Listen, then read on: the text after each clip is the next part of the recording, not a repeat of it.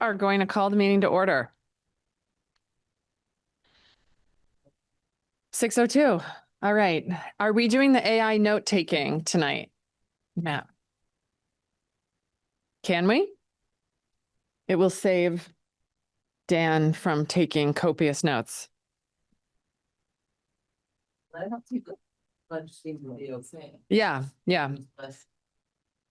Matt, is that working or should we? I will endeavor to get it to work. Okay, you might want to take a few notes until that is in place. Well, welcome everyone. Thanks for being here. I think tonight might be a 2-hour meeting. I indicated that in my email. I'm going to shoot to get us out at 7:30, but I am not sure that's going to be possible given the amount of agenda items that we have today. So bear with me on that. Here's the agenda that Matt has up behind me and is on the screen. We're going to go through the review of July 7th meeting minutes. We're going to take public comment. We're going to talk about some updates, including the Housing Trust Fund and the work that we've been doing with the Planning Commission on the development regulations in the city. We're going to turn it over to Matt to do some city updates, then discuss the Development Review Board process, which I understand Dan Wheeler and maybe someone from Downstreet too. Yep, here will be joining us for that.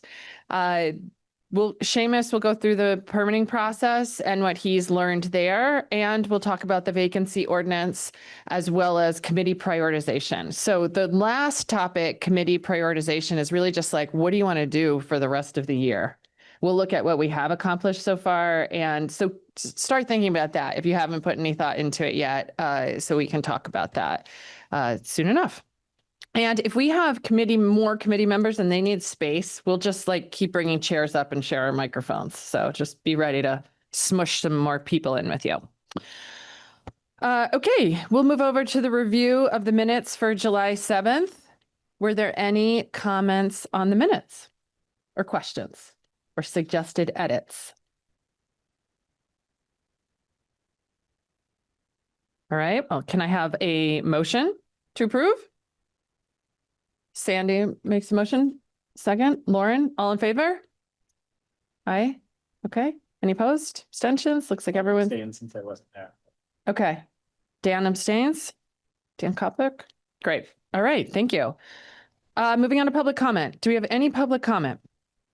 Yeah, please. Steve Whitaker. The city is still playing games, not releasing the tax increment finance projections for the 2 finalists. Yet they're proceeding to negotiate towards a letter of interest towards a development agreement. The grant guidebook put out by ACCD makes specific that HUD requires that no development agreement can be entered into until environmental clearance is granted. Environmental clearance is not on schedule to be granted for years because the city has repeatedly violated the brownfield rules with soil disturbances. And any phase 1 environmental assessment older than 12 months has to be done over again. So we need to start back with a phase 1 environmental assessment, and that will then incorporate all the disturbances that have happened subsequently. Phase 2 assessment, in effect, could be scoped to include and no longer need the supplemental site investigation, which was really part of the phase 2. But a decision that still hasn't been made. We promised the people that we would be able to do agriculture up there. It was in the RFP, et cetera. And they're not on course. They're growing food and feeding it to the senior center on undelineated soil, which is known to have toxins in it throughout. And growing vegetables, growing trees, moving them around the city. So this is a disaster of noncompliance.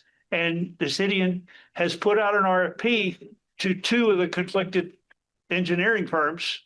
VHB is conflicted as being the partner with DEW, the selected vendor, as well as being the city's engineer for the pipe. So they can't be doing an environmental review of their own work.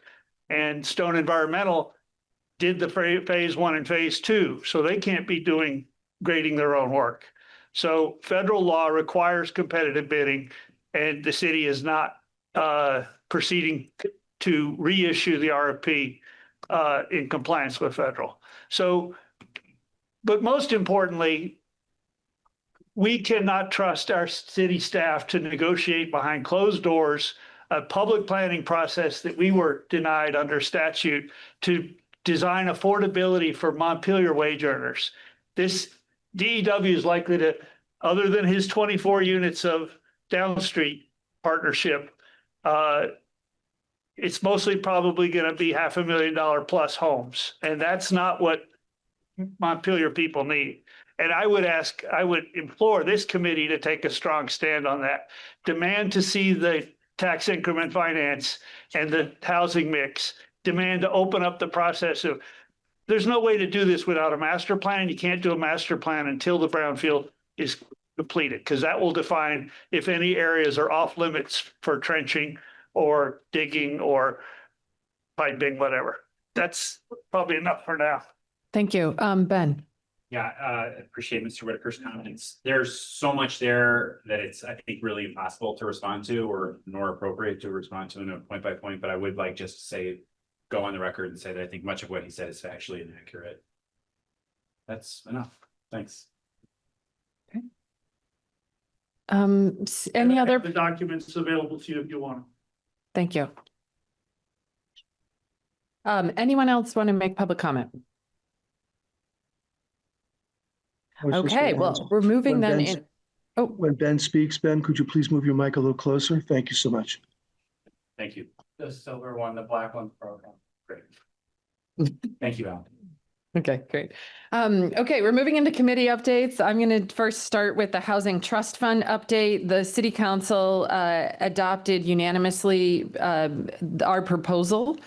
If you remember, there will be 2 rounds for the Housing Trust Fund. The first round will be standard as it has been, offering, $10,000 in grants, $50,000 for zero interest loans. The second round will not have an affordability component tied to it, and the first round is receiving applications now, and we will review them upon receipt, and then the second round will kick in if funds exist. Would you like to say anything else, Dan or Sean, about that? Did I get that right? Yeah. Yeah, substantively? Yeah. Okay. I'd say that there may be 2 rounds instead of there will be. 2 Yeah, rounds. there may be 2 rounds, right? Okay. We will review. The Housing Committee will review the applications. Come to the next meeting, or there'll be a special meeting. I'm not sure the timing exactly. It depends on when the timing occurs, but either will be this meeting or a special meeting, depending on when we receive them, assuming someone applies for them, which hopefully we will. So get the word out now. Evelyn Prim has sent around a press release about this. I shared it with you in one of my emails. And so if you could just spread the word to get some applications in, that'd be great. Okay, so now I'm gonna, yes, Matt. That it's also on the planning's website. There's a place where you can link to get the application. That's gonna be even better than my email. Thank you for flagging that. All right, I'm gonna turn it over now, and Matt, you're gonna, if you don't mind pulling up some of Sandy's, what Sandy sent to you. I'm gonna have Sandy and Tim talk about the planning commission, the work around the development regulations, and our recommendations to the planning commission and the process with the city today. Doing development regulations. Okay. Yep. Thank you. Do you want to do that or you want? You've done all. Super quickly, the group loosely made some priorities, and they were agreed to by the planning commission. We've been working on first at a higher structural level of where the parts of the ordinance could be merged so that it's only covered one time in the ordinance. And then very importantly, where can we eliminate overlaps, duplications with other reviewing bodies like the state of Vermont? Seamus is going to bring up that specific one in his time, I think. I've really use some direction. I sent an email to Planning Commission, I think a few days ago. As we wrap those up so that they can be shared at the next meeting. The other questions for priorities that we'll be asking for help figuring out what to do next. So those include recommendations to make the review process shorter. My first draft reduced the 140 days down to 108, possibly even shorter. And then the other questions are, section by section review and the idea of a priority housing overlay district. I think this is the time and place we're going to talk about the map. Oh, this is okay, that's a separate subject. Okay, so sorry. That's okay. If I put something out of order. So if you could please, Matt, parallel to this, our subcommittee has been working on the future land use area map, which is called the FLUA map. And we've been working with the Planning Commission on this, and it's timely. The first recommendations have to go to LURB, which is the Land Use Review Board, by this Friday. The whole process, there will be multiple opportunities to keep revising it, and it has to be complete by December, I believe. So Montpelier has the opportunity and almost I would say responsibility to contribute quite a few houses in our regional planning district. So that is the CVRPC. This is what has been laid out so far for Montpelier, up to 800 houses in the next 4 years and up to 3,000 in the next 24 years. Those are bold targets. And you compare that to what we've been doing in the last 13 years, we've built 238. And in the last 5 years, for some reason, there's a negative 89. It has to do with seasonal buildings. And this has a direct relationship with a number of parcels that can be exempted from Act 250. Next slide, please. It's hard to read, but this is the map that we came up with, Tim Sinnott, and at the Planning Commission, following the criteria for mapping that is produced by the Vermont Planners and Developers Association. It's a methodology being used statewide. The lavender are parcels that almost meet and are lacking something that could be resolved in the next few years. Next map. It's hard to read, but this is what's online for the Central Vermont Regional Planning Commission. They're taking public comments now. Next map. This is, I'm sorry, this is so hard to see. I was thinking it would make our conversation speedier. This is the map that Mike did as a first draft. So, but comparing the purple map to the CVRPC map, we identified 27 areas that could be geared towards growth that were not identified. And Mike identified 12, and those are what are going in Friday. Next map, we identified another 17. So 29, take away 12, next map. Sorry, it did already. Sorry, Matt. They're so similar. So if anyone wants to see it, the additional ones are identified here as 13 through 25. And then next, the spreadsheet, I developed this, so I take all responsibility for any errors. But these are the additional properties that we would like to see get added. The ones that are green all the way across completely meet the requirements as far as I know. And the ones with white are ones that they were the lavender lots that we thought could be drawn into the growth area over time. And we're suggesting that they be called something transition infill. It's a category that would kind of open the door for them to transition to planned growth area. That's what the PGA stands for. So to summarize, we believe 5 more could be added in the next month, hopefully, and the transition infill as well. Thank you. So process-wise, thank you, Sandy. That's great. And Sandy and Tim have done a lot of work, particularly Sandy in drafting, in looking at these maps, and Tim Sinnott from the Planning Commission, looking at this and doing a lot of the mapping as well. Process-wise, we have, do you have a question? Yeah, just a really quick one. Under 1,000 TPD, what does TPD stand for? On the Trips per day. trips per day. That's Oh, correct. thank you. If a parcel has less than 1,000 trips per day, which is about 100 houses, or if the speed limit's 25 miles an hour, it's not required to have a sidewalk. Got it. So process-wise, the Housing Committee subcommittee of Tim and Sandy and occasionally me went and proposed that first map with Tim Sinnott's help, the first purple map, to the Planning Commission.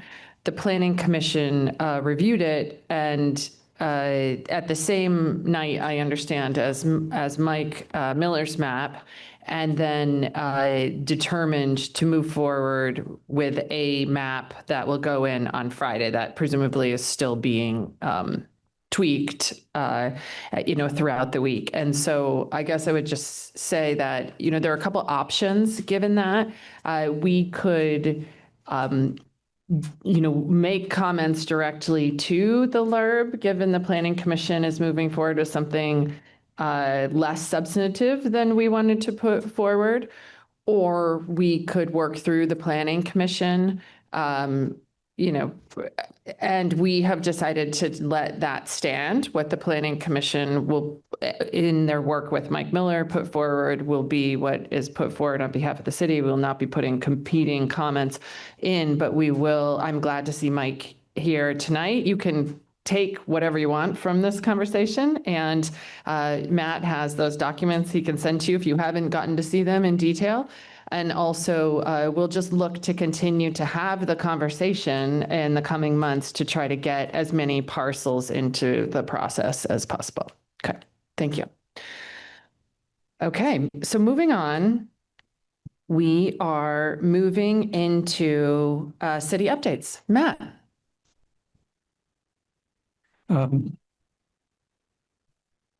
This city was given a congressionally directed spending opportunity to provide funding to Down Street to raise the buildings at 87 and 89 Elm Street. When the CDS application was put in, the estimate was correct, but the application was put in 2023, and the cost of construction since 2023, when we got the award, has increased so much that the CDS is not adequate to do the work that was initially proposed in the CDS. Down Street asked that we decline the money. The money was to elevate the buildings out of the floodplain because they couldn't make up the difference. And our congressional delegation has said that we can't decline the CDS grant. So now the challenge is to work with the state to find a project that FEMA will accept to use the money that is within budget that is still at those properties. And so that's something that's been consuming a lot of my time, is that kind of negotiation with the congressional delegation, the state, and FEMA and Down Street. What's the gap? $2 million. And does it have to involve the former Blanchard block? No, it does not. It's 87 and 89 or the really, I don't know, I'm sorry, I don't know if that's what it's I called. think that, am I right? Is that what it used to be? Elm Street. On Elm Street. Yeah, okay. It's the Barrett. Barrett block, okay, okay. Very awesome. Yeah. Way back when. Yeah, way back when. Does the state of Vermont still have the flood, like buyout program? Do they still have money in the buyout program that you could leverage? I don't here? know. That might be something to look at. No, they don't have any more of that. Yeah. That's too bad.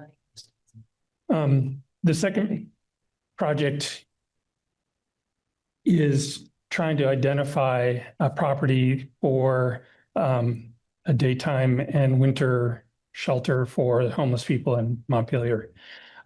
This is another big project, and I think it would be interesting to have a joint meeting perhaps with the homelessness committee at some point. The spectrum of housing needs in the city is not often talked about by this committee, and I think it would be useful to have at least a joint understanding about what we mean when we say housing. Getting the Housing Trust Fund launched was something we already talked about. And tomorrow there will be a discussion at the Montpelier Business Association meeting, which happens on the first Wednesday of every month at the Vermont League of Cities and Towns at 8:30 tomorrow morning. There will be a discussion about challenges of the homeless population in downtown. I bring this up as part of the housing discussion because one of the only known solutions for reducing numbers of homelessness is to create housing. And that's our mission here. So we need to figure out how to house more people. And I think that the 0 AMI to 30 or 40% AMI part of that spectrum of housing is something we don't talk enough about in the city. And so that's what I'll be talking about tomorrow when I meet with the MBA. Thank you. Any questions for Matt? Okay, thank you for the update. And it's great. It's a great time to put the unhoused population effort and housing for that population in particular on the radar as we talk about priorities. We're moving on to the development review board process. Dan Wheeler and Downstreet. Do you want to tee it up, Dan? Yeah, during my day job, I do a fair amount of work with Downstreet, and currently working with one project in town here. And Nicola Anderson is here with Downstreet. Nicola, do you want to introduce the project real quick, just so I can get you on the mic? Hi, wow. I'm Nicola Anderson. I'm the Director of Real Estate Development for Downstreet Housing and Community Development. So we're here about our project Ellis Commons, which is located at 9 Heaton Street, which is currently Washington County Mental Health Services office building that we're looking to redevelop into 20 units of apartments. And this project is also fully funded at this time. We've gotten disaster recovery funding from the state and VHCB funding, and then non-competitive tax credit funding as well. So yeah, right now we're in the development review board process, and just kind of it's been 5 or 6 years since I've been involved in a project in town that's gone for the DRB, so it's sort of refreshing my memory of some of the challenges that I think from a designer, I guess, perspective, but from an owner and a developer perspective. So it had to go through before the DRB because it was major site plan review, and there was a couple of variances that we needed. The building's not in conformance within the zone that it's in. But I guess just to the timeline of what the process is. So there's so much that goes into getting the plans right, as far as what the DRB requires. And I think has its own challenges, but I wouldn't say that that's terribly different than other municipalities, as far as what, engineering is required. I mean, there's some steep slope things where this project didn't require.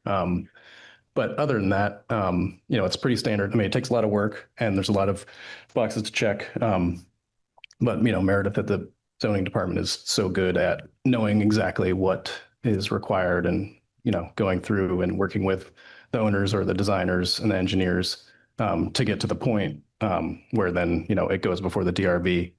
So I think I wanted to talk about kind of the timeline where, the DRB receives the plans which is typically, I guess, within 2 weeks before, is it 2 weeks or 4 weeks before the, 2 weeks before the meeting, where the hearing's going to occur. And so, but then there's kind of, steps along the way. I mean, this was kind of a particular, I think because of it was a full agenda. So our first meeting was late on the agenda. So it was the decision was tabled till the next meeting 2 weeks later or so. And so that was June 15th.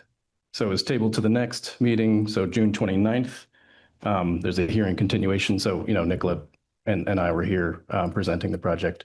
And there was some, neighbors that, had questions and concerns. And so there was a lot of back and forth. But I think that's even a whole separate conversation, maybe, as far as the appeals process.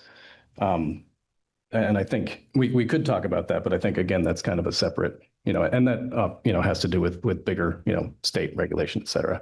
But I think just from like what we can do as the city to make it easier, for an owner developer to kind of go through the process, I think is important to look at. So June 29th, the hearing continuation ends in a deliberative session. I mean, they had all the information. They could have made a decision then. They chose not to. And that's within, I wouldn't say that's something to really look at, but that's just how it shook out. And so July 6th, then let's see. Oh, so then July 6th was the following meeting. So first it was tabled, then the hearing continuation with a deliberative session. Then the decision was made that night, but then after the meeting, so the session's closed. And then so it was July 6th before the deliberative session actions were reported in the minutes. And so we followed up with Meredith and found that was the case. But then so I guess when the DRB makes a decision, they have 45 days to release the official written decision. And so that's basically starts the clock on June 29th. And we're still here, right? We have no decision. And so then until that written decision is released, sent to email to you and me, and I guess any abutters, then there's the 30-day appeal period, which starts. So there's the decision made by the DRB, 45 days can pass with nothing. I mean, the decision's been made, right? As far as I know, I think maybe Alice could speak more to it, but so anyway, we're kind of in like 30 days into that. And which, you can speak more about like what that means, from a developer owner position as far as having to wait. So technically we have like 15 more days that we could wait until this decision is released. And then that starts a 30-day appeal period, which who knows what could happen there. So anyway, I don't know if you want to talk about what that, means as far as. And just a little bit for developers. I mean, Dan spoke to it, but the level of drawings that we need to get to a permit, it is civil engineers, it is architects. That's what Dan's our architecture firm. It is over $100,000 worth of work. And then it is also, I mean, we are using state and federal funds, so we are up against timelines of using funds as well. But through this, it's also risk for us. So we're really fortunate for this project that we are funded. And that we got funding early, and that's a risk that Downstreet chose to taking on that on. But again, Downstreet is sitting on over $100,000 worth of work, and we're not sure if there's any implications regarding our permit decision. And it just is prolonging our timeline. This is a project that is fast moving, that could start, like if we had everything in line, would actually be able to start this year, but the longer we wait, that gets pushed out. Yes, we also have to work with Washington County Mental Health Services about vacating the building, but truly this is delaying our project, which is actually just costing the project more money. We've chosen to take the risk a little bit more because we have this funding secured, but other projects we wouldn't. We normally, like, it depends on us to get funding in order with the permits in hand. So we would have more risk in that way. So that is definitely something that has really impacted us here in this project. And I think just about deliberative session and this going, I think even for not many comments or concerns that came up through the application and through the hearing with the DRB as well. Yeah, and I think like behind it all, like this is 20 apartments of affordable housing in downtown, walkable in an existing building.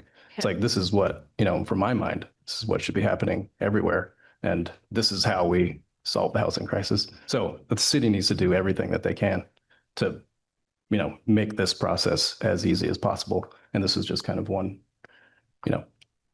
Sandy. When you're ready for questions. Yeah, Sandy. Is it on more than 1 acre? The whole lot is, yeah. it's 2.3 acres. So you're going to have to get state permits after this?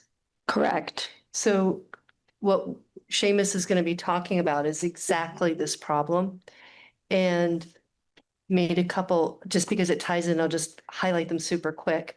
So one suggestion is that what goes to the city in the zoning and subdivision permits, its first process is just only needing an engineer's concept of how they would solve the problems. And then it would go through the state review process, and then the paperwork would come back to the city. But we're actually suggesting that the city would no longer review what the state gives the permits for. Because in your situation, if the state changes the design, you actually have to take it back to the city for another hearing and appeal. Would it be a hearing or just an administrative? I don't know. Yeah. It depends, but it would, if it's first a major site plan review and then it's coming back, I don't know that you could, it's not in, I don't think it's written down in the ordinance, so they may have to default to a hearing. And I would say that we can't really come to the DRB with just sketches too. Like, we do need those further design drawings, especially civil. I would encourage you to stay for the conversation right after this, because I think it's going to be really relevant to this. What I'm hearing, though, is like costs for engineering are high. And if you need tweaks, you then need to go back and do some of that work again. And that time is like, if we can, those are the factors that we might be able to look at, time and cost. Yeah, so I would say, so for Downstreet, we cover Washington, Orange, and Lamoille counties. Having this 45 days for a decision, I think that's longer than other communities. I think it might be 30 days, but also it is not normal for it to take that whole time. Like, we very normally get that report very soon after the DRB, like within a week. So that is also my experience with other communities. Why don't I move to Alex, who is on the DRB? That's also the case with the DRB, is it's very rare for it to be as delayed as it has been in your case. Like Meredith was injured, she was out, she was on vacation. So there's been a backlog, a concatenation. I cannot speak to the engineering stuff, or the 45 days, but the 15-day notification, et cetera, that's at the level of the state, not Montpelier's discretion. Yeah, I think for me, it's really the 45 days that sticks out. I mean, the level of engineering is relatively common for most communities. It's a lot, but it's. I don't know where the 45 days comes from. I know it's not the usual practice. Yeah, and I don't know. Right, exactly. And my experience, it comes really quickly. Yep. So, and we talked to Meredith about it, and it seemed to be, anyway, it can, it's an ongoing discussion. And in the case of the subdivision, I mean, because we saw that property before for subdivision and it was appealed. So that was a very long delay in Downstreet's ability to figure out what they were going to do with that property. Right. We should fold the time question into the conversation with you, Seamus, in just a minute. Sandy? Yeah. So that's relating to what I said at the very beginning of the meeting, that I've been analyzing the permitting timeline. And I'm going to suggest that it either get moved up as a priority under Seamus or in our subcommittee, but that becomes one of the next ones. I totally agree. And we've been looking into this, and just changing the name of the review at a certain point of time affects the appeal period. And then the other thing that I've put out there is that requiring in the ordinance that for priority housing projects, that the timeline be even shorter for deliberating bodies to make a decision. Yeah, okay, thank you. Let's talk more about this in just a moment. Anything else for us before we move on to Seamus? Yeah, Mike. Okay, we'll swap you both out and then we'll come back to this. Yeah, if I could just give a little bit of background, Mike Miller, Planning Director. So this was, there was a lot of applications that were coming in all at the same time, not just for Down Street. We also had two major projects on Northfield Street and some other projects that were all coming to the DRB. And there was a known vacation that was coming up for Meredith to take 2 weeks off in July. So she really did work very hard, and then of course got hurt just before, and then continued to work even though she could have just stayed home. She continued to work at home, hurt, to make sure that all the staff reports were ready, everything was ready to go, we could have the meetings. And in this case, applications go by the priority of their coming in, which meant Northfield Street. When you look at all of the ones that were in there, Northfield Street, I believe, is 38 units. 28 units. So that was another affordable housing project, same funding source. Their application was in first. So she drafted all the decisions. The Northfield decisions did get signed right away. This decision, I don't know why. It's in the hands of the chair to sign it. And that's what we're waiting on. Yeah, and that was as of July 6th, it was in his hands. So that's, you know, I think Meredith does, an incredible job. And I think like without Meredith, that none of this would happen really. So, and then a little bit of big picture, you know, yes, if you were to go and look at what were the dates and the times it takes to do permits, you'd come up with these 100-day things. We have a goal in the department. You know, yes, we have under statute, we have 45 days to issue a decision. We don't like to take 45 days. We like to get them out within a week because we meet every other week. And if you let these pile up, it doesn't get any easier. You want to be able to process them in a week. And it was because she was on vacation for 2 weeks and the board chair was also out for vacation as well. So yeah, this is unusual, but the longer those longer day counts, the reality is what actually happens in the real world. Our computer software tracks that. So we have a goal for permitted uses to get them out within 1 to 2 days.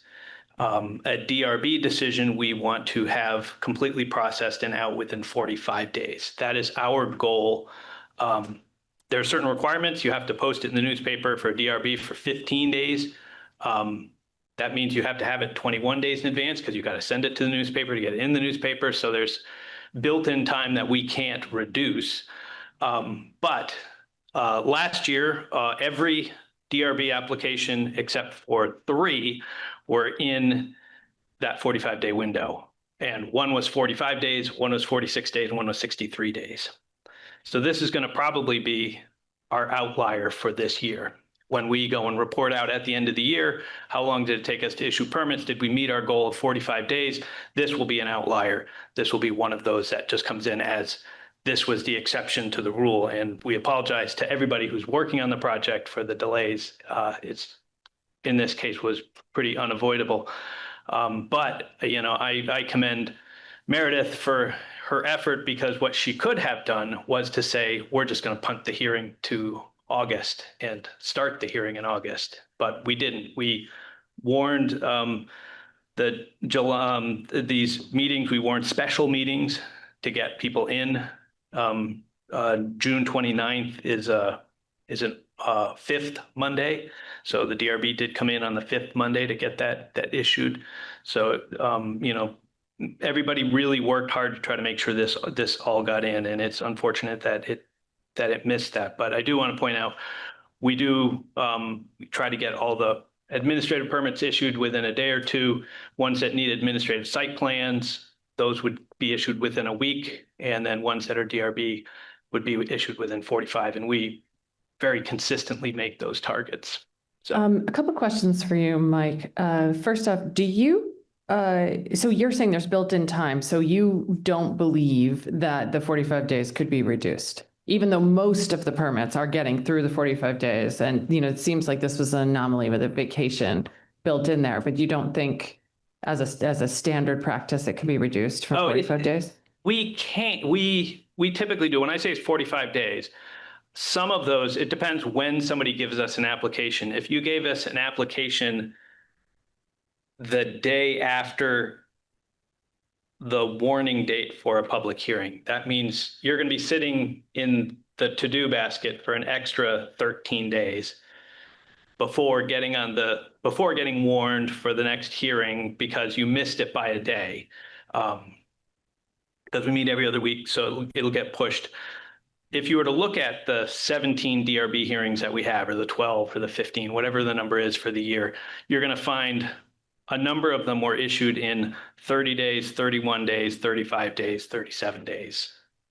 But there were 3, our goal is 45 days. And there were 3 that were 45, 46, and like 63 or something like that. So most of the time we are shorter than that. If the applications hit the right, you know, you give us the application the day before we send the notice to the newspaper, then you're on the fastest, shortest window that hopefully we get in, we issue the decision on Monday, DRB deliberates Monday night, it comes out, Meredith works it up, gets it done by Wednesday, board chair signs it on Friday, boom, we're, you know, in a 30-day window. That's why the Planning Commission also worked to change the rules, and we have, to not have projects go through DRB that often.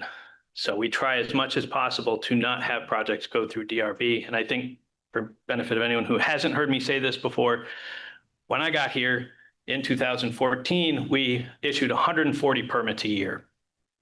70 of them, 50% of the permits issued in the city of Montpelier went to the DRB for approval.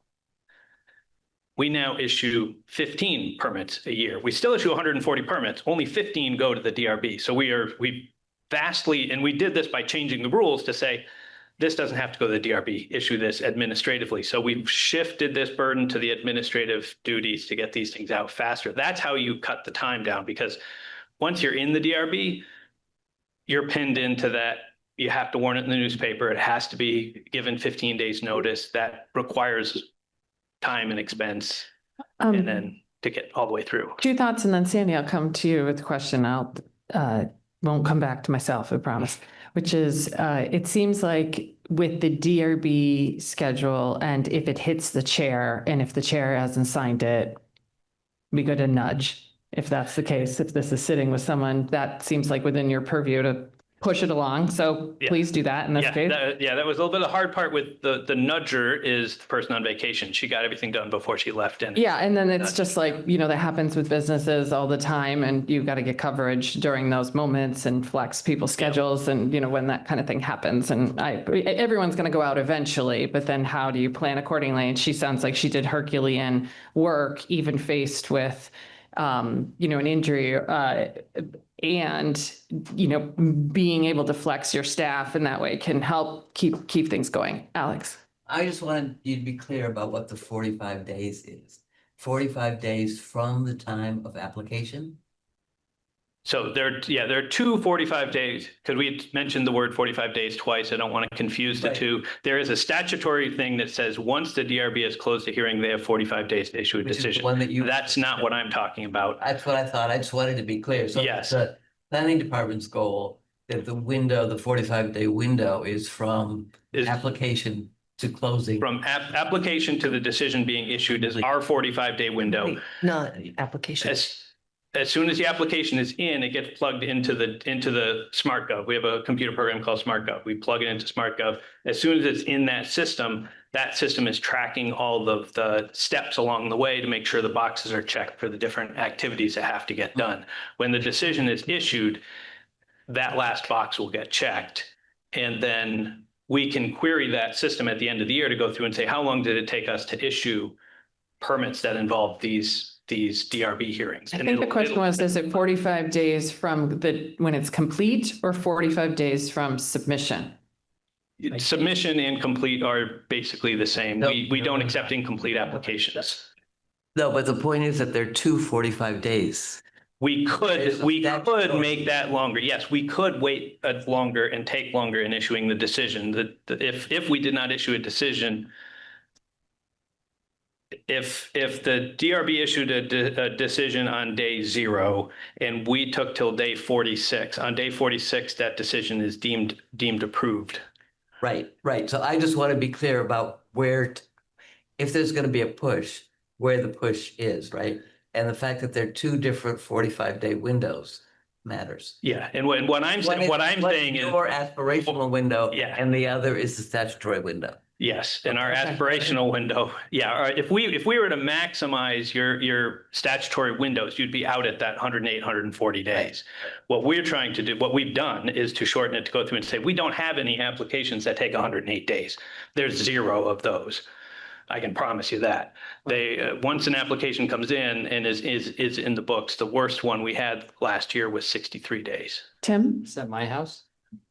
I couldn't tell you. Like, it's all perception. I can listen to you and I appreciate what you're saying. And then my perception is, oh my God, it was way longer than that. Well, I mean, there are ones, I know there was ones where we get, and I know there was an issue if this is the Marvin Street question, Yes. we were waiting on information. We could not start the process until we had a certain report or a certain piece So of that's my information. point to the group, is to understand that part of it, it's not when you submit your application, it's when the staff deems you have a complete application.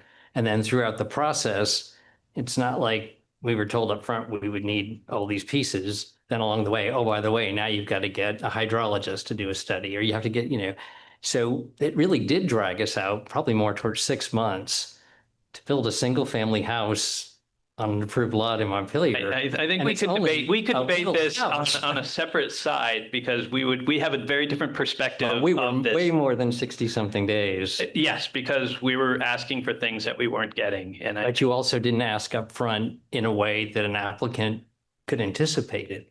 I would have to talk, I'm not directly involved. I'd have to work with Meredith. Supposed to share with you. These are the So the kinds of timelines things- you're Yeah. seeing in real life when you go through it don't feel like the aspirational. And this kind of is what Seamus is going to be talking about momentarily. I think, though, that we will have a set of recommendations to you on how to make things easier, because if you have someone going through your process who's sitting in this chair going, who's pretty seasoned, saying, I didn't know up front X, Y, and Z, maybe just add a checklist in. So when someone applies, say, here's the checklist of the things you need. I mean, there might be tweaks that can be made to increase efficiency on the front end. Any other questions for Mike before we move to Seamus? Yeah, Ben. Do we have a checklist? Usually the way there's no formal checklist because of each project is so much different. So you end up, what'll end up happening is there is going to be, we'll receive the application and she always responds, Meredith always responds in an email, in writing for this reason, because we will go through and say right up front, these are the things we're going to need. And then we'll get half of that back and we'll be like, no, we need all of this and we need all of this. And we continue to follow up, or we get something different than what was asked for. And so there's a lot that goes into, but usually it's very quick that we turn around when we get an application, or if somebody comes in and asks us, we're usually pretty clear about what the request is going to be once we have the application in front of us. We are occasionally surprised. We have had cases where I know James Moore's had a project up on Town Hill, and we went through a considerable amount of work. All of us went through a considerable amount of work. And it wasn't until we got near the end that DPW discovered there was a sewer line that was right where we were planning to put the fill. Yeah. And those are the things that we can't do anything about, but those are the ones we just have to apologize for and say, yeah, we're going to have to do a workaround to figure out how we fix this issue. But those are the exceptions, not the rules. Are you able to stay and listen to this next section? Yeah, I can stay. I think that would be great. Seamus, why don't you come on over? And then Mike, you might have some things you want to say after this. So this is the Montpelier Permitting Process Project. If you could say your name. Let's start with the Google Doc and then I'll jump over to the spreadsheet. All right. Hi, everyone. Are we able to bring the document up on the screen share? Okay. Cool. So I just want to preface this. This was a learning experience to me. I'm very eager to get all of your input. And I didn't do this alone. I got input from a lot of different folks. So just want to say that up front. I'm going to really briefly kind of recap what this project is and my approach. And then I'm hoping we can spend most of the time on Q&A and discussion. And I think you have some recommendations for us. Yes. So the motivation here was to compare the process and fees, first try and understand them for Montpelier, and then see how they stack up against other municipalities in central Vermont. And the process was to interview local developers, which you can see there in that like respondent sample underlined section, 9 interviews or 9 folks we got feedback from. And we also got feedback from city staff, comments on the doc. And this took a lot of time. So I hope it's useful. We did talk about this, I think, at the June meeting. So I just want to outline what the revisions are from that earlier iteration that you saw.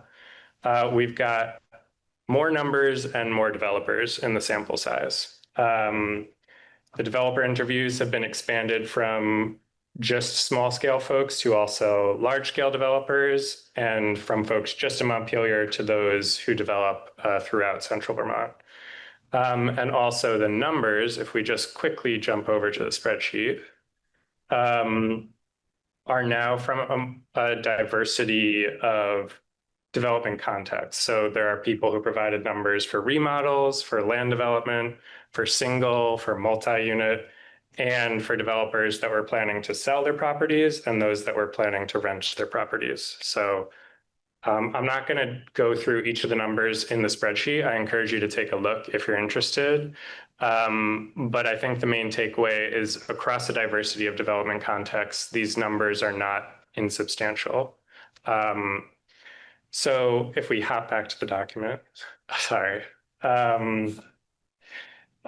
We also distilled from the developers' feedback opportunities and policy recommendations. And I just want to say that this project started focused primarily on fees, and those are part of the conclusions, but developer feedback also focused significantly on what we were just talking about, which is the burdens and uncertainty of the regulations and the review process. Everyone I talked to would talk to me a little bit about fees and then really hone in on that category of issues as the main area of feedback. Also, you'll see a lot of these takeaways are kind of perception, de facto experience with Montpelier rather than de jure letter of the regulation compared to letter of the regulation in Berlin. It's lived experience of the developers in these different towns that they were providing feedback on. And before I jump into it, I'll just say I sought to synthesize and summarize, but not editorialize. This is all feedback from the developers that I interviewed, not my own opinions. Okay. All right. So I'm just going to really quickly read through the key takeaways, these bolded lines here in the document, and then get to the policy recommendations so we can talk about them. So starting with the good news, I heard from several different developers that people want to build in Montpelier. There's opportunities for infill development. You can build large buildings. The property values are high, but they see municipal processes as a roadblock to those opportunities. And then, some of what's here, we just heard from the prior speakers, development requires significant upfront and ongoing costs before returns are realized, if ever. And folks are communicating to me that those costs are pushed on to the buyer or the tenant oftentimes. If we keep going down, folks did really communicate that the city staff is responsive and developers are appreciative of that. However, the perception, at least, is that there is more burdensome back and forth with city staff in Montpelier than in other municipalities. Again, perception of the developers that I interviewed. Also, what we just heard in the prior session, professional analysis is needed to comply with our regulations, and that is very expensive. Also, what we heard, uncertainty and duration in permitting and appeals add to projects' expenses. The longer these things drag on, the more expensive the project gets. Sometimes people have to back out entirely. If they don't back out entirely, that added cost get passed on to the buyer or the renter. If we keep scrolling down here. And there are some examples of this from my interviews, if you want to take a look at those. As Sandy was mentioning, both fees and processes can be duplicative or have additional costs beyond the associated base fee, and these fees add up.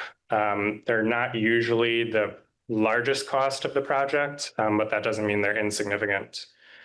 So there's a section here that these are kind of like broad categories of opportunities suggested by the folks that I interviewed. I'll just read them out. And then there are policy recommendations below. So folks would often say either waive or delay some fees or processes where possible. I had anecdotes from developers of other municipalities in central Vermont doing this. You can see some of those projects cited there.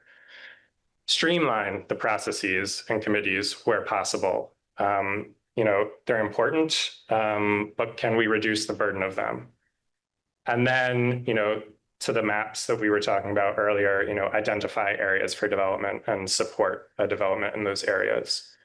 Okay, so before I get to the recommendations, I just want to say again, this is synthesis of the feedback from the interviews that I got. And developers largely have a theory of change that, streamlining these processes and reducing these burdens will increase housing in Montpelier. And even though we might lose out on some revenue from the fees, this theory of change states that this will be a net positive for the city. If more housing is built, more tax revenue will come in, there'll be new properties, new residents, et cetera. So all of these recommendations are based around that acknowledgement that there might be less revenue from fees or processes, but that it would be a net positive for the city. Okay, so these are recommendations that Alyssa and I attempted to synthesize from the developer feedback here, kind of broadly broken into categories. So reduce the burden of fees. We could consider not raising fees or waiving certain fees that are reduced, that are related to fixed infrastructure like sewer and water that also bring in revenues, recurring revenues. I'll hop back to that middle one in a bit because I want to go to Sandy to briefly explain her contribution here. But there's also the reduce the burden of uncertainty in the review process. Could we audit the various review processes to make sure that they are playing their role, but also are within their remit? This is one personal anecdote I can actually give. I have been to a DRB hearing for James's project that went well beyond the scope of what the hearing was about. So I actually have personal experience with that happening. And then this middle one here is reduce the burden of billable professional hours, whether that's engineering or other processes. That second bullet is, there were several anecdotes I heard that, perhaps inadvertently, city staff would CC billable professionals on correspondence that would just continue to drive up this cost. Maybe there's something we can do about that. And then Sandy has done a really detailed analysis on particular regulations that we might be able to reduce duplication, eliminate subjective criteria, and, in the long run, reduce the billable hours and the burden of regulations on development in Montpelier. Do you want to briefly summarize this, Sandy? Yeah, do not have the. Yeah, it's in the tab of, so if you go. If you keep scrolling down, are you looking for the chart? Good gravy. Sorry. No, I think she's looking for the PDF that she did with some of the line edits. If you go to the doc. I think that'd be really hard to read on the big screen. Is there a way you could summarize that? I need to look at them. Yeah, okay. Thank you. Do you mind? Yeah. It's really kind of you. So in a quick summary, as I can, there are 4 chapters that are related to things that A&R gives a permit for. And my primary hypothesis is that Montpelier should not be duplicating review of a state entity. And so the idea is to figure out what is a reasonable area that Montpelier, and there is an area that Montpelier would be, if it were not for Montpelier, no one would review it. So that makes sense to keep our rules for that and give over to the state on, so in a nutshell, it's anything that involves wetland would be reviewed by the state in my proposal. And anything over 1 acre would be reviewed by the state. This would cover wetlands. It would cover steep slopes, erosion control, stormwater design. And they also issue something called a construction permit. So that is happening to all these projects. And part of the problem that was mentioned tonight is that a developer is asked to, or a landowner is asked to create all of the design for the city. And then after that's done, most people wait to start their state permits. The state permits could easily change the content, which forces them to go back to a city for an amended permit. So that's the basis. The other idea is to regularize, make uniform triggers for some very small projects. So in some places in our ordinance, it's 50 square feet, smaller than 50 square feet does not trigger, or in others, it's 500. So I'm just suggesting 500 square feet. Then if something is triggered for a Montpelier review, my suggestion is that it just be part of site plan review and it be at a concept level. The owner would hire an engineer to make a concept and say that it is feasible and that there will be a solution, and address all of the design criteria that would stay intact in our ordinance and say how they would respond without having to do the detailed drawings, because that's where the huge amount of money is. So instead of $100,000, one could expect to spend between $5,000 and $10,000 to get through site plan review. The other thing is that right now, that review for steep slopes triggers conditional use review, which is a higher level with the state of Vermont. And it's triggering longer notice, longer appeal periods. So the idea would be put that under site plan review, because these would be all under 1 acre. Okay. Measuring slope.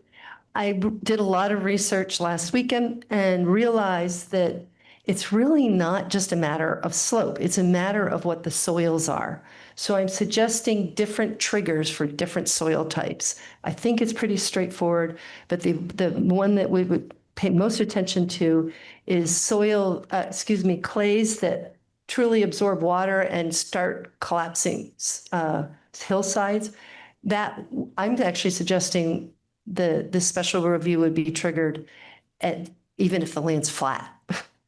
So we could make it 5%, but that is at the point where you could start to have an impact that would cause a catastrophic failure. I think that's pretty much it. So I'm actually suggesting that these 4 chapters be consolidated into 1 chapter called Natural Resource Conservation. It fits in with the subdivision way that's written up, and it also fits with the state of Vermont. I think I've covered. Let me get some questions here. And Matt, would you mind putting back up the policy recommendations? We can just go through that. We can use that as a baseline for the conversation. But questions based on what you've heard so far? We'll go through it one by one, but just general questions. Yeah, Lauren. Just on what you were just talking about, Sandy. I presume all of these were put in place because there was some belief at the city level that there were protections that were not happening from the state. So I would just want to understand if we were proposing some, major change, like what are we losing? What are, just thinking about, for example, the slopes and seeing the landslides in Barry and the flooding, like obviously we don't want to be building in short-sighted ways that are going to lead to problems for the community. So is there any, like, what might we lose, or is it just duplicative or like confusing? So I just like, I would want to personally better understand where they came from and like what we think we have been getting from them and like, are we willing to give that up because housing is such a, crisis right now. And so we might have different standards than when they were put in place, but that kind of analysis would be helpful. No, that's super. I'm not suggesting taking anything away. The only thing I'm suggesting taking away is the idea that it has to go through Montpelier Development Review Board at the conditional use level. I'm suggesting that be downgraded to site plan review with all the other site plan aspects that have to get reviewed. The other thing that I'm suggesting is that Montpelier give up on wetland review. 1 square foot of impact in the wetlands triggers state review. There is no minimum. So I'm not suggesting that, I'm just suggesting that we don't duplicate review.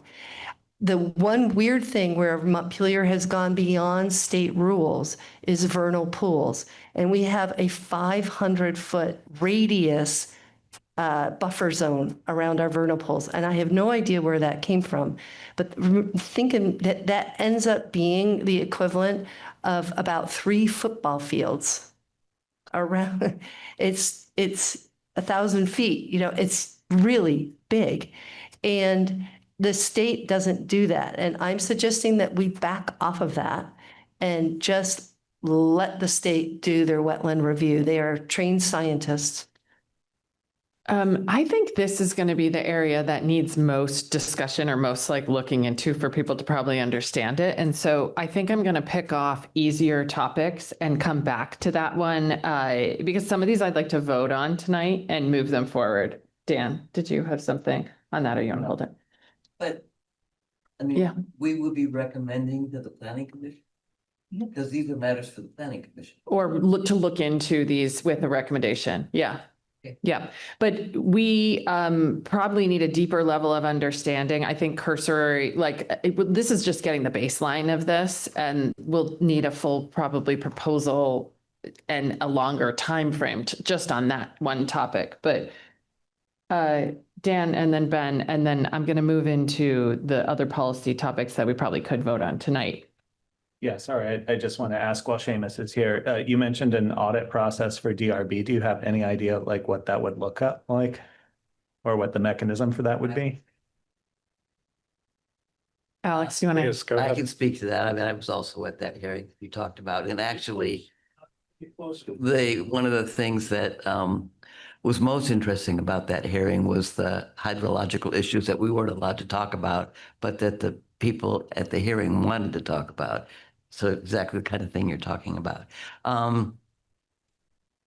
And later on, somebody who was present at that hearing on behalf of the applicant went to city council and demanded that the DRB get further training because they couldn't, so demanded the sort of audit that you're recommending.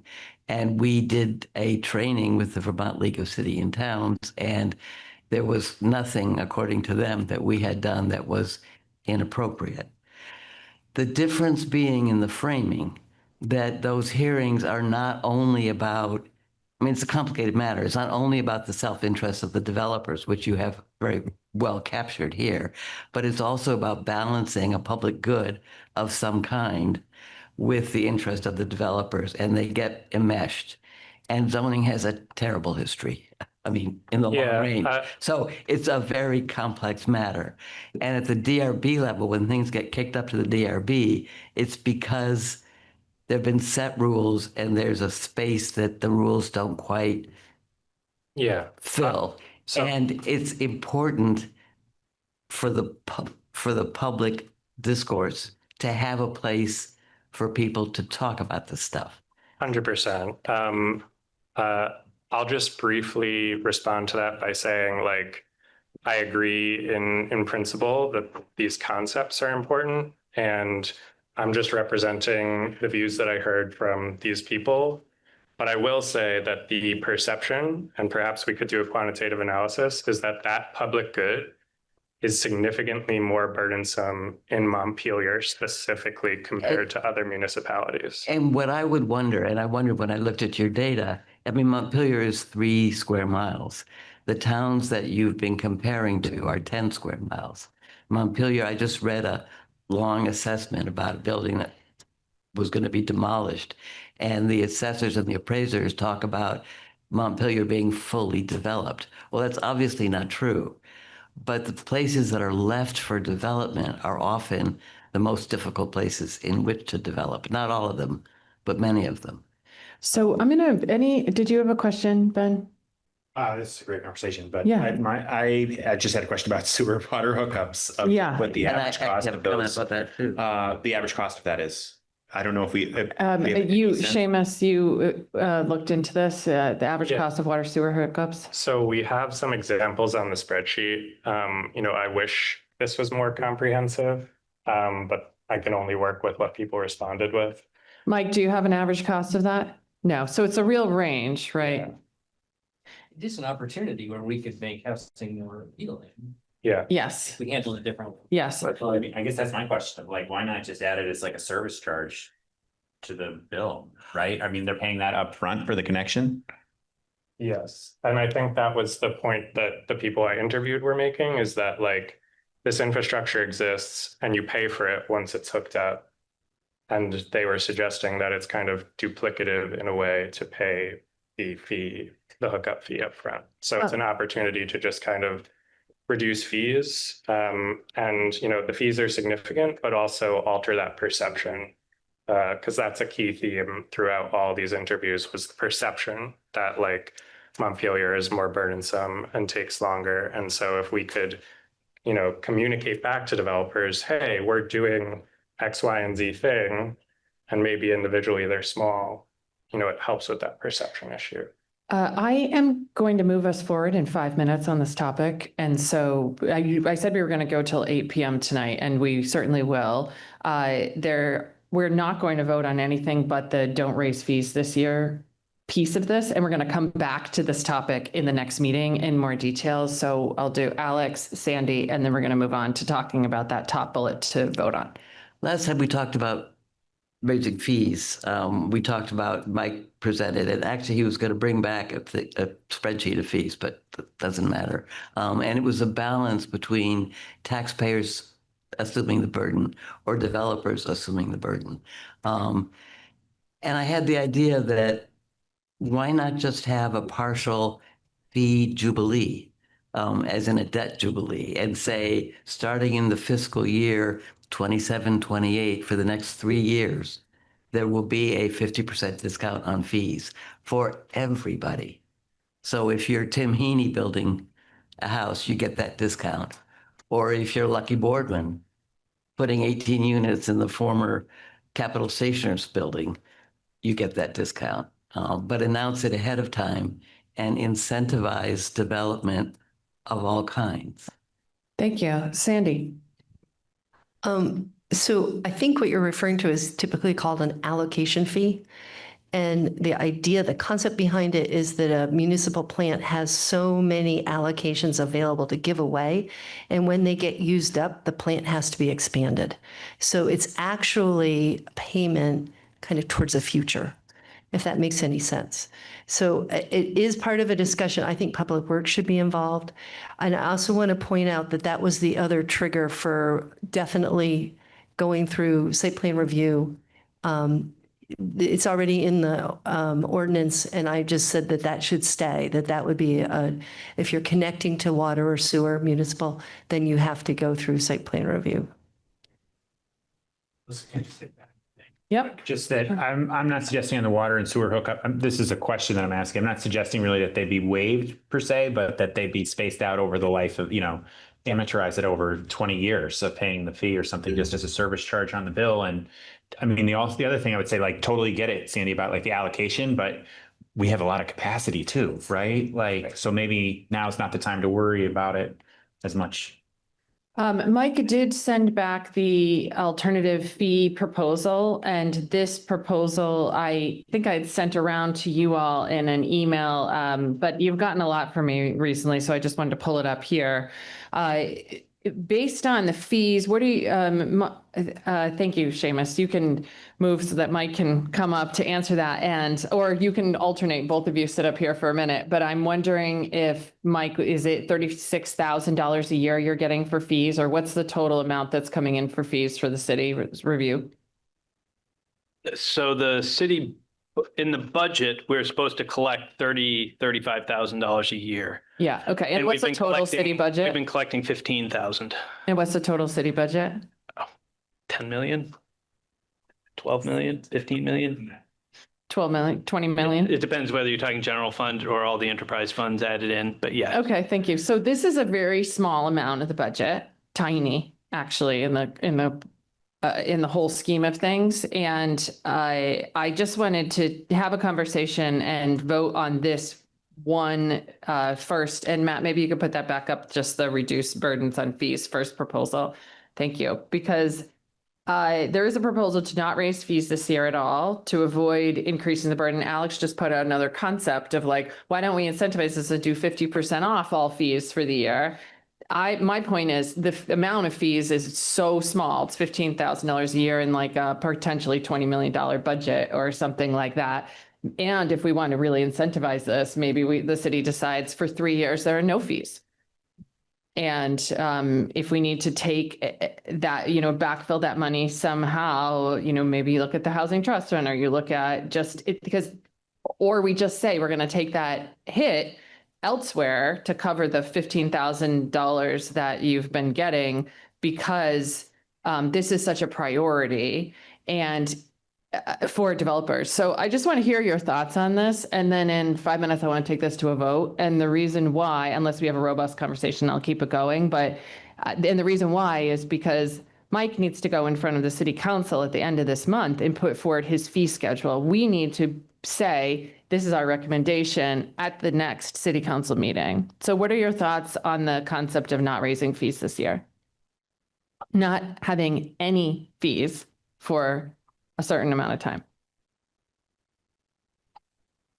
Sandy. I would totally support that. A moratorium on fees for a period of time. I'd just love to have people go around. Sean, where are you at this on this? Yeah, I like the thought of having either limited. Oh, sorry. Yeah, I like the thought of either having a moratorium or having a 50% off for 2 or 3 years. I think a short enough time to really try to push the incentive, to get rolling in the next 2 or 3 years. I like that more than not raising fees. I think when you don't raise fees, then when you turn back to what they should be, you get that big bump on the other side. Whereas having this 50% or designated piece would be still communicating that the proper price is much higher and that we're buying that down. Mm-hmm. Alex? I think a moratorium, that's the term, or a jubilee would be a good time limited. Jubilee is such a nice word. Well, it comes from debt jubilee. It's an old political economic term. It doesn't matter. Little Anyway. Dartmouth coming our way. No. Yeah. Thank you, Alex. Sandy, you're into it. Tim? Yeah, I think a moratorium at some level, I think we should focus it on creating housing. So however it's worded, it'd be in such a way that it would help create more housing. There's also hookup fees for sprinkler systems if we want to encourage, sprinkler systems to be hooked onto the city lines. Maybe it is a complete moratorium, but I think we should look at it strategically. Do you have a proposal of the limits? 3 years goes by really fast in development cycles, so that's actually a fairly short time. Would you do more like 5? I think it's a good conversation. Uh-huh. We've got to look at the costs and how it affects running. Well, we have 15,000 is what we're losing from last year. They're putting forward 35,000. Those are the costs. Yeah, because the other fees, it's not just But the let me, impact fee. if I can just interject really quickly, we also have a building inspector and we have building permits, and building permits raise $100,000 a year and it pays for our building inspector. So Right. a full permit moratorium means more than just $30,000 of zoning fees goes away. It's also $100,000 of building permits. But we're just A talking, position that pays for itself right now. but we're just talking about the fees on water and sewer hookups right now. No, I was talking about all. No, we were talking about all of them. Different I was people are talking about different all things. the fees. And that is making me think that we should get a more, we need a proposal that's more fleshed out, but I do want to know where people are at conceptually, and then we can flesh it out. Yeah. I didn't cover that. It's still work. Yeah, there you go. I don't know about a full moratorium on every single fee, but I like the idea of there being some sort of discount or something like that. I do want to keep the punitively high appeal fees because Yes. I think that needs to stay. Let's remove the appeal fees from the conversation. I don't want those in play. Right. I'd vote for the moratorium on the non-permitting and non-appeal fees. I do think the cost argument cuts both ways. If it's such a small cost, it's not a big ask of it can't go back to the developer's way. How much does it really raise the rent to add $5,000 in permitting costs? I think the benefit of going forward with waiving the fees is PR. And I think that is a real benefit. I just want to be realistic about it. Yeah, it sends a clear message for a very little amount of money. Yeah. Yeah, I agree with Dan. I think focusing on housing and, I think it's really just, the perception, and it's pretty small peanuts.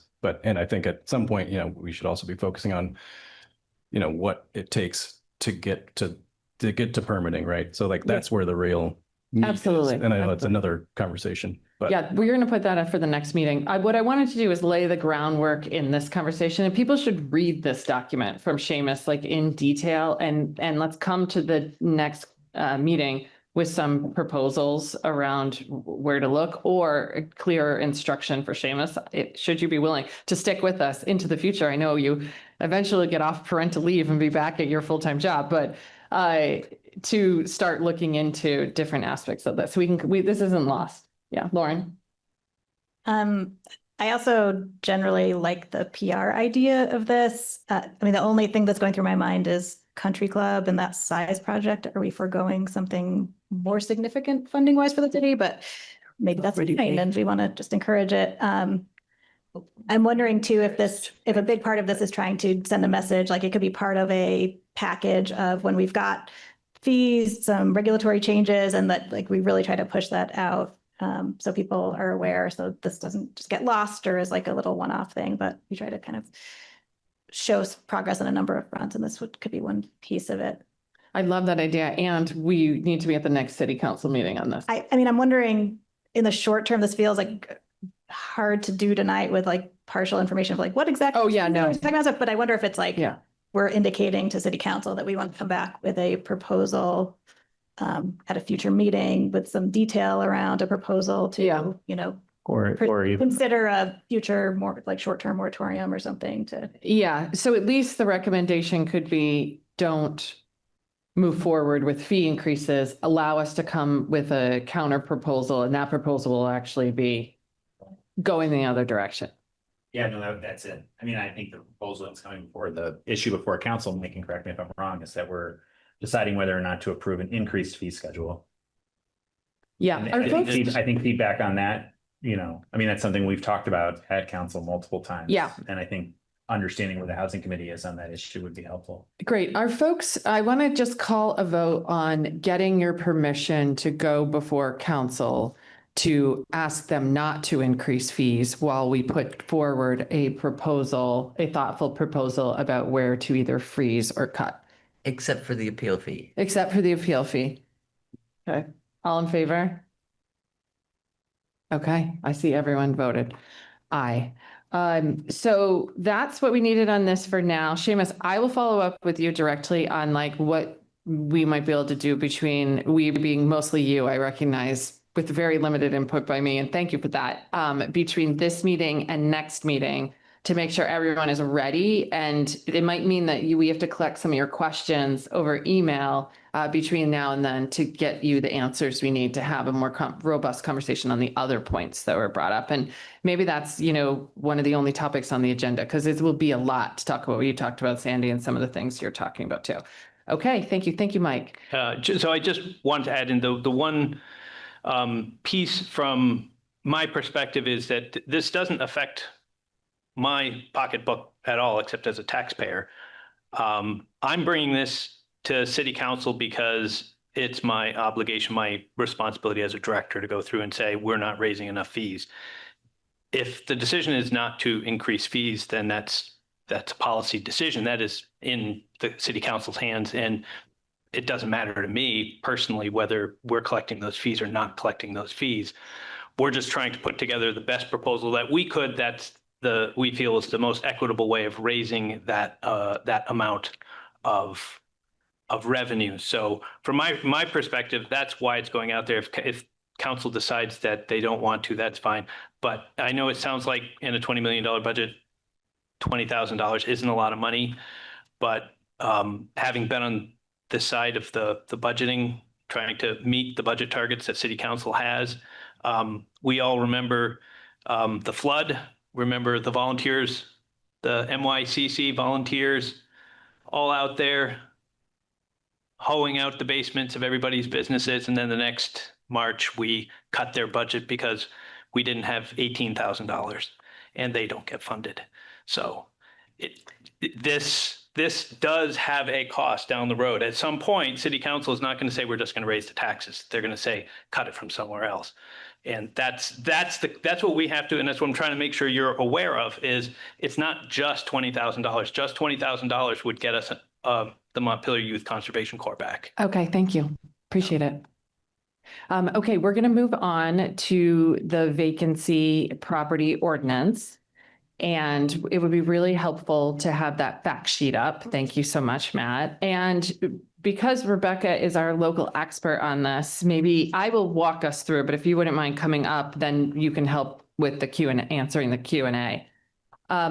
So I wanted to bring this up with you because this has been on our priority list. This is the second time we've seen the proposal. We gave feedback last time on this concept and feedback was adopted.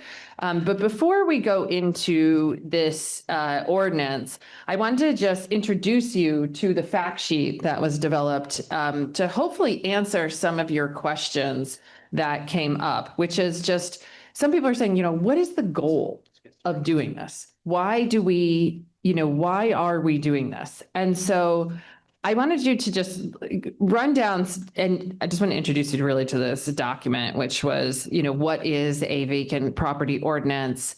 And would Montpelier be creating a new and untried policy? The answer is no. Lots of municipalities, 12 Vermont municipalities have adopted a similar vacant property ordinance. This would be in our proposal for both residential and commercial properties. And there are a lot of different fee structures. So if you scroll down to the fee structures, it really ranges in terms of inspections or annual payments. Burlington's up to $6,000 annually, Bennington's up to $16,000 annually. So it's a real range for what vacant means and what the penalty is.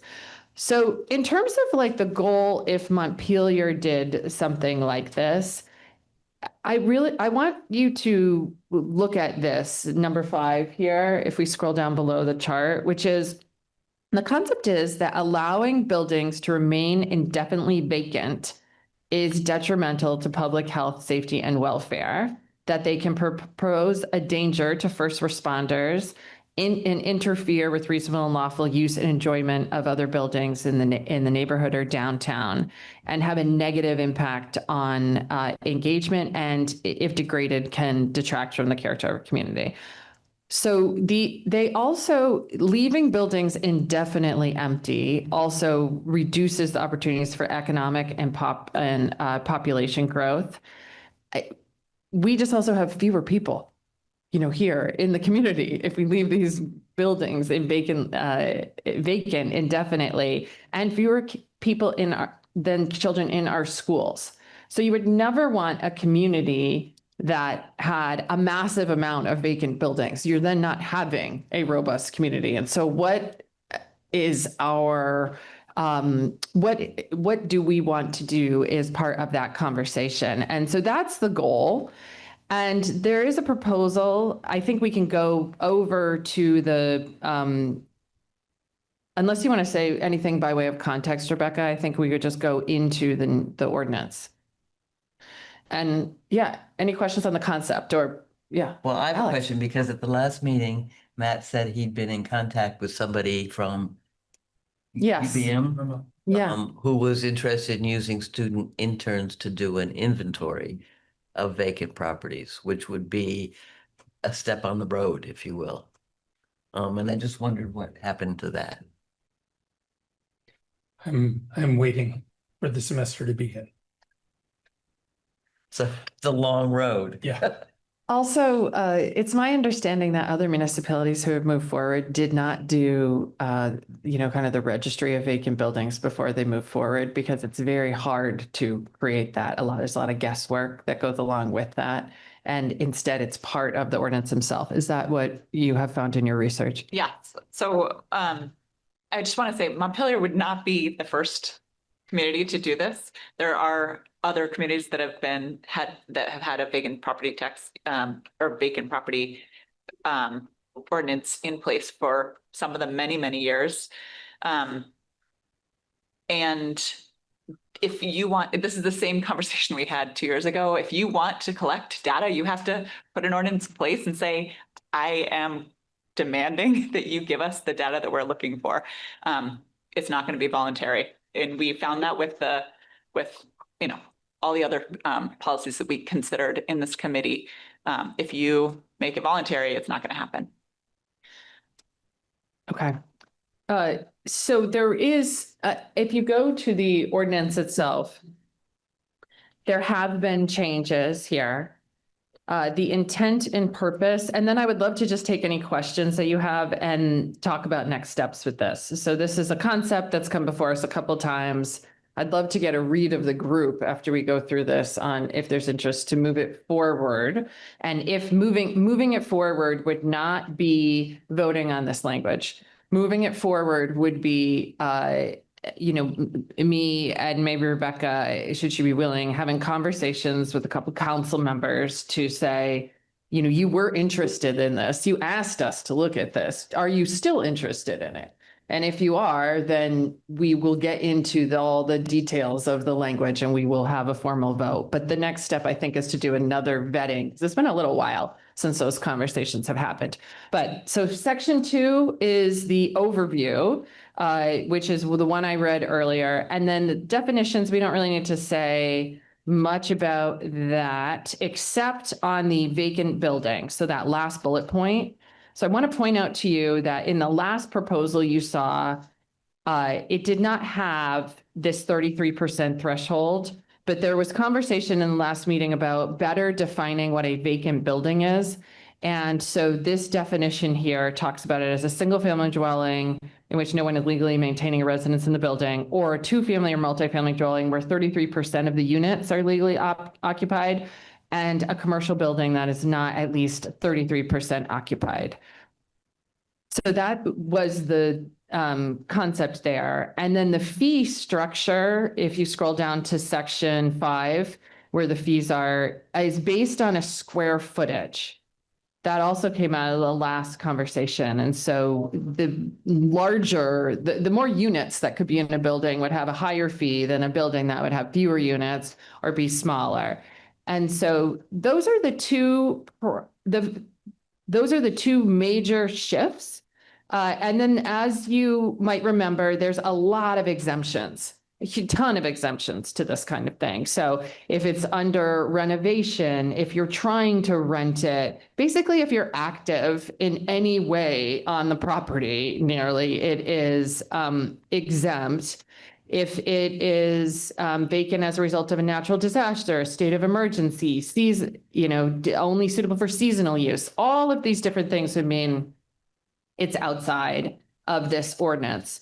And then in terms of enforcement, which I think is worth noting, is that would be based on, the vacancy enforcement would be triggered based on water usage, correct? So with residential, it would be water and sewer. With commercial buildings, there would be an affidavit, which is what other municipalities do, which makes, it seems to be working for them. And then people can also, in Burlington, they have a reporting system. So if I said, I think the building next door to me is empty, the city manager or their designee could look into it and use their human judgment.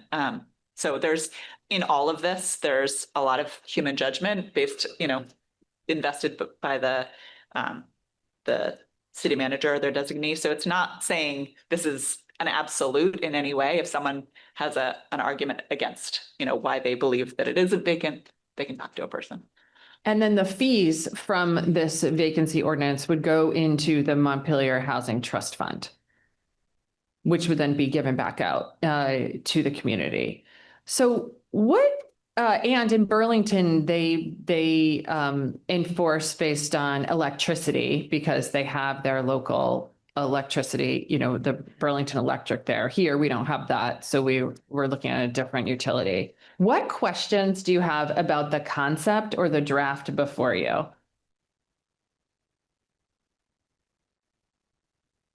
Yeah.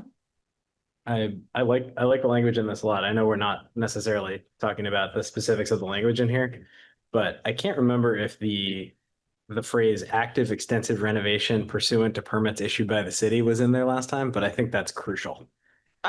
So we got feedback last time that the exemptions needed to be tightened up. Okay. And I think that there was a number. It is here. It's here. It's under 6.1. And I think that was one of the ones that needed to be. No, I think that's good. It is tightened up. It Yeah. says pursuant to permits issued by the city that have not expired, that render it uninhabitable or unusable for its intended purpose as deemed by the city manager designated. I just wanted to highlight that for everybody, Okay. that I think it would be pretty easy to, if you don't have language this strict about renovation, it's really easy to send somebody into a vacant apartment for 20 minutes and be like, oh, I'm painting this wall, it's under active renovation. And you're like, no. But I think that's a loophole that someone's going to drive a semi truck through if it's not there. So I just want to highlight that. Dan. On the exemptions bit, industrial buildings are something that came to mind reading the size. Is there thoughts about buildings that are in industrial zoning and so would not be suitable for residential conversion? It is a really good question. It's something we talked a lot about. And I think that's a question of the committee and how you want to approach it. Generally, you're not going to put housing in industrial area. Yeah. Industrial areas. So we didn't mention it specifically, but it's something you can just. Like it could be added as an exemption. Right. Yeah. Okay. I'm going to note that industry here. Anything else? Yeah, one. Yes, Sean. So I think one of the questions that had come up before was, I think, administrative cost and piece on that, which I agree. I think tightening up these exceptions seems like it should be easier to administer, more affordable. But so two questions on that was, one, with the fees that are collected feeding back into the housing trust fund, are those gross fees or is that net after deducting administrative costs of it, number one? And number two, I think it was interesting seeing Bennington and Brattleboro on there. I know we looked before, it was Burlington, and say we're kind of apples and oranges to Burlington, but Brattleboro is maybe a little bit bigger than us, but it's starting to get more in our neighborhood. So just curious if we saw what their experience was as far as administrative costs and revenue coming back and so forth. I don't know how much Brattleboro Bennington is still a draft, so they don't have experience yet, but I could reach out to Brattleboro and find out what their experience is. In the use of revenue section 10, you can pay for the administration of this ordinance through the fees that you collect. Okay, thank you. Yeah, that's a good point. It seems like there would be a hierarchy there, like pay for your administrative fees, then the remaining go to the trust. So we can fix that. Thank you, Tim. Just listening to the talk about revenues makes me think about our parking fund. And in some ways, it's a similar thing. We've created an ordinance to manage a resource, and parking fund, the parking meters, the whole parking thing in Montpelier creates as much bad will as anything I can imagine. When you really think about it, I mean, you get a ticket, people go ballistic. And the parking fund, with the cost to administer it, actually loses a couple $100,000 a year. So we're really paying money. We're not generating fees to the positive, and we're not creating a good perception for our community. So it's a fair question to say, are we doing the same thing again with this? Because I think about trying to go through in my head, like Rebecca, how many vacant buildings do we really have? And then when we take that group off, when I was going downstate in Maine and just trying to get the core stuff, most of the ones that are vacant are still vacant from the 2023 flood. There's a few that weren't, but there's most of them, like all the state buildings, you can go down the houses on Lower State that are in the FEMA buyouts. How many properties are really going to be impacted by this? What's the net positive for Montpelier versus it will create some negative waves? You're going to have a few property owners that we all know have empty buildings. You can go after them and they're just going to lawyer up. I mean, some of this is just lawyer food, in terms of the language. Well, it's certainly not the first. No. So anyway, that's my thought. I'm not sure it's the priority that we should be doing right now. It will be up to the city council ultimately, but that's good. That's good to know. Sandy. So I think my only concern right now is, the logical confusion that I see is that the number one reason is health, safety, welfare. But any building that's, well, actually, even including single-family homes in Montpelier, we have a building officer, and it is her responsibility to examine buildings that are reported as either nuisances or actual hazards. And I don't know why we would solve that problem with a fee that goes towards housing. I'm just, the logic in me is a little confused right now, why it wouldn't be solved towards fixing the hazard, and which has a cost. In Germany, that is what is done. If there's a vacant building, actually, even if it's occupied, the owner has a responsibility to keep it up to a certain level of safety. I saw 3 vacant buildings on River Road when I was driving the other day. And I was thinking about those as I was thinking about this, but there are others, certainly, that are in town that we would discover through this. Any other questions about the language or the concept? Yeah, Lauren.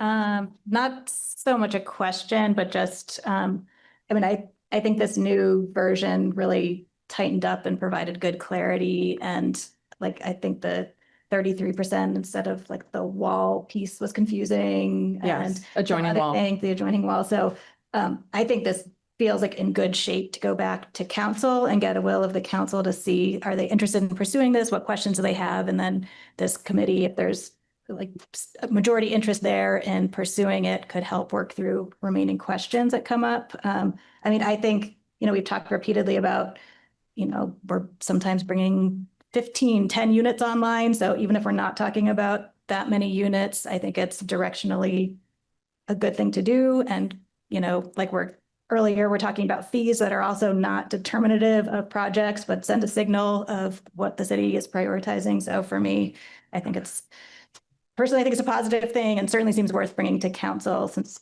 they expressed interest in seeing it and getting a sense of whether they're support or not. Okay.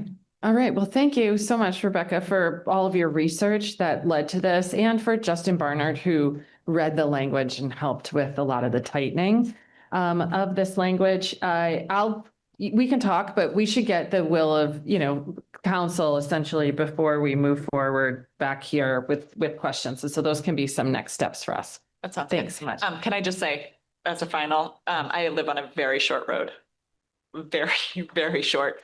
And there are 2 properties on my road that have been vacant for years that would be really wonderful homes for families that would make a really good neighbor for me. So it isn't just flood impacted properties, it's people that sit on it for various reasons. And if they want to continue to do that, that's their prerogative, but they should be paying in to a fund to support housing for others if they choose to do so. Thank you. Okay, so we'll move into the priorities. This is exciting. The last few minutes of this meeting, you all have been troopers. I know we're going a little longer. Is just, what do you want to do for the next 6 months? So first off, let's look at what we have done. So if we pull up the priorities doc. Okay, so we have accomplished some good things, folks. We got $100,000 in the budget for the Housing Trust Fund. We updated our tax stabilization policy to match the state level. We changed the local sprinkle ordinance. And we just got the Housing Trust Fund guidelines updated. So those were, I think, the biggest things that we've accomplished so far in the last year as the committee. Of course, we've reviewed ongoing proposals and we'll continue to do things along those lines. But those have been the bigger accomplishments. We have things in works. So like the short-term rental registration, we got to figure out if there's something moving forward on that. The vacancy ordinance, I think we got to figure out if that is going to move. So there's some open questions. But what else or different do you want to prioritize? Yeah, Lauren. 2 ideas. One, like both of which have been on our list. One, just building on something we were talking about earlier. I'm wondering about how, I mean, think of like Rutland a couple of years ago had put out, it basically felt like a marketing pitch, like we're open for housing and here's like a couple things we're doing. And it would be great if Montpelier could do something similar. And we have a package of maybe it's whatever this, fee reduction, and we've updated regulations and we're going to, support you through CHIP and we're going to do, whatever, like come up with what that package is and some kind of thing. And maybe we host developer, celebration day. I don't know, like somehow get this out to people, but put out like our target. But I think like somehow send a signal that like it's a new day in Montpelier and that council and the community and our new city manager and new mayor and everyone's lined up behind building housing in Montpelier right now. So that would be one thing that I think could be building on a lot of like the actual substantive work we're doing, but trying to like package it up in a way to make sure it's getting out there to people. And then the other thing that I think we could weigh in on, so, we had talked a while ago about the appeals process. And so there is a stakeholder group meeting right now convened, like that was created by the legislature. And I think there's a lot that we've heard, and I think there could be having some kind of way to weigh in on that and provide feedback to that process, I think would be valuable. So I'm happy to think more about what that could look like. But I think just knowing that's going on and will, I think, be an active legislative conversation in 2027, having our feedback into that could be another priority. Great. What else? Alex? Well, Dan had his hand up. Oh, sorry. Mine's too big and too dark. Why don't you go first? Big and how dark it is. 2 things. One we talked about before, and that is the idea of a land bank. These are about working to protect housing from certain market assumptions. And a land bank I know the state was considering it at one point, they may have shelved it, but a land bank would allow the city to hold property for uses it wanted. And it wouldn't have to fall under, as I understand it, the appraisal code of conduct of highest and best use. So it would give some flexibility, would need funding. It's just, and the other is out and out alternative forms of ownership, cooperatives, housing trusts, but not funds, but holding properties in perpetuity outside of the conventional market system and making them available. And Downstreet does that and has a number of ways of doing that. But Downstreet has a lot of large commitments in a lot of places. And I think Montpelier could do something local. And I think the Housing Committee has considered that in earlier iterations, talked to the Champlain Housing Trust people, and they have different models. But I think it might be worth looking at alternative ownership models. Thank you. Dan, bring on the dark. Okay. Catastrophe proofing would be the way to sum it up. Is we're about 4 weeks from the end of the strategic oil reserve. So gas prices are going up. Building materials are going to increase in price again. There's also uncertainty about whether we're in a bubble related to AI economy. So there might be another downturn like there was in 2008. Both of those are in 2008. That was one of the things that was widely credited with why Vermont was lagging so far behind in construction, was because there was just a period where nothing was getting built. And so all of the construction firms went away, all of the supply chains were disrupted for, and so it's big, and but thinking about how we can learn the lessons from past downturns and inflation cycles with building materials, and see if there's anything the city can do to keep the building environment alive in case of a worst case scenario economically. Okay. Thank you. Sandy? I actually have two. The short one is, I don't know how the state has followed up on I think they passed an act to consider turning over land for development that they are not using inside the Capitol complex. So or even outside the complex. So I would really like to get an update on that. And maybe this group would be the group to try to talk about some of those properties. The other one is that it is getting more and more urgent for this group to follow through on recommendations, actually get them to the planning committee for the development regulation review.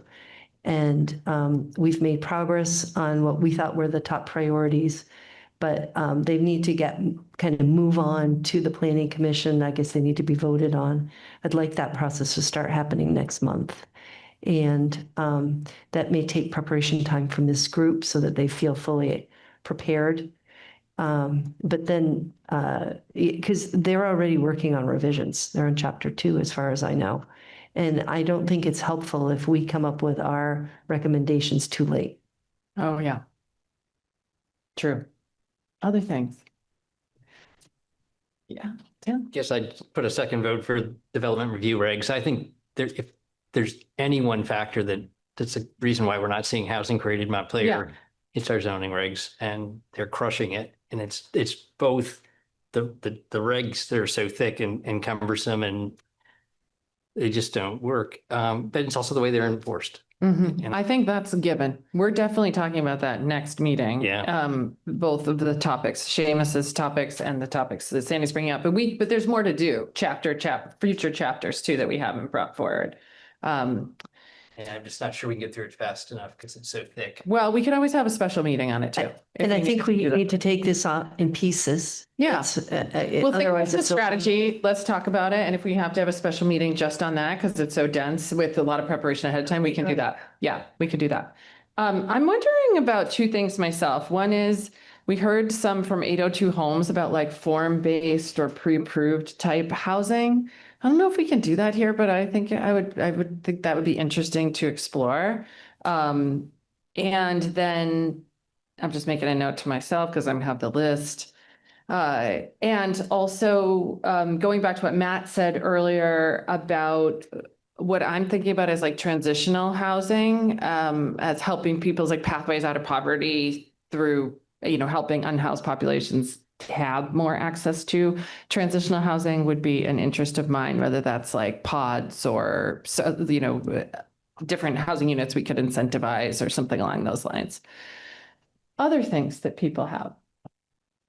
Yeah, Sean. So a couple, I think along those lines too, of what we heard, I think a couple years ago, we had heard from the home share of Vermont people. I'd love to hear a check-in from them. Just again, thinking about getting along the lines of housing for people. It doesn't cost more. It's not the building. I guess it probably doesn't count toward our goal of creating new units per year, but it is finding additional housing for people and making it affordable there. The second being on the 2027, the start of the legislative biennium. I know in the past we've talked about what things we, kind of hit a roadblock on that would need a state input. And it seems like this is the right time to be thinking about connecting with other, maybe it's connecting with other housing committees around the state for where to be heard on the, at the start of the biennium. I mean, even hearing Mike talk about once you have to go into the DRB, you're stuck on having to warn it and you're already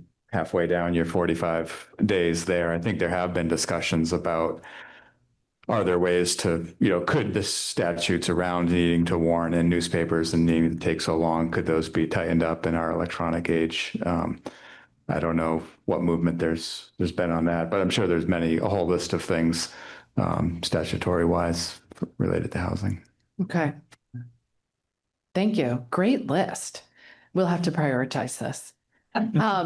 So 30 seconds. Yeah, sure.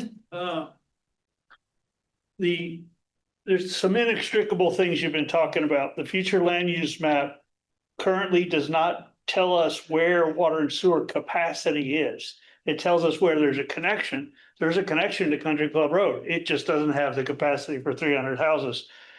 And nor do we have a capital budget that in any way meets statutory requirements. So we need to prioritize also densifying housing where it's not going to contribute to the combined sewer overflows. We need to basically accelerate or be realistic about how long it's going to take us to separate the stormwater and build in areas that's not dumping increased amounts of raw sewage into the river. So that's a justice issue, which is part of the regional plan. So the current future land use map is being proposed, puts almost 2,000 acres of Montpelier into planned growth area, which could trigger into Tier 1A Act 250 exemption. That, just a heads up, we're not going to get all that. And so rather than be disappointed or shocked, we need to think about it. It's much easier to add. They made it easy to add incrementally. So we should do a modest ask for what we want to plan, but we don't know. The capacity that exists here is 10 times the capacity that exists on our planning commission. So unless some of y'all are going to join the planning commission, you're basically headed towards a derailment. So the appeal P also, even tonight, there is no legal basis for our usurious appeal fee. It will not hold up in court. And the fact that we are attempting to do it is going to further damage Montpelier's reputation, So soft housing, I can talk to you a lot about. Okay. Thanks. Thank you. So there's a lot to do between now and the next meeting. Let me try to do this by memory. Okay. Fees. I will go to the city council and ask them to hold on any fee increase while we come up with a fee proposal. We need someone to do the fee proposal and the assessment on what that should be. Should it be 50%? Should it be zero fees? Should it be multi-year? How many years? What fees? Yeah, I'm happy to do it, or at least coordinate. So Okay, great. Thank you. So Seamus, and with input from Tim and Sandy, does that work for you? Okay, great. Thank you. The next piece is the vacancy ordinance. I will talk with city council, as I said, to gauge interest on that, and we'll take it back up when that makes sense for the council. We need to move forward with input into the planning commission on all the mapping pieces and also the regs that are being reviewed. And we likely need a special meeting just on that and preparation leading up to that, because that'll be pretty dense. So Tim and Sandy, if you could think about that, that's your piece. On the priorities, I will take the list of priorities. I will put together a spreadsheet, or maybe Lauren and we'll do this, and or Lauren and I do this, yes? Yes, happy to, because I do want to be thinking too about, like, it's not too far off that it's budget season and stuff. So if we have budget implication things that we're trying to give city council as much notice as possible around anything in that vein. So, because kind of look at calendar and what makes sense with legislative schedule, budget schedule for the city and things like that. Great. And so then we'll come back to you with that, but then we need to put names next to these things and put them in order. So we need to figure out who's gonna be working on what. I feel like Seamus, Tim, and Sandy, you're like locked down for the next like year of your lives on different things. So maybe you don't take on anything else, but the rest of us need to, we'll take on our pieces. We're not sinking into massive amounts of regulations. We're just here to review your recommendations. Yeah. Okay. Anything else? Let me wrap us up. Can I have a motion to? 802 Homes is on the list. Yeah, it's on the list. Can I have a motion to adjourn? Yeah, thank you. All right. Second, all in favor? Great. We're closed.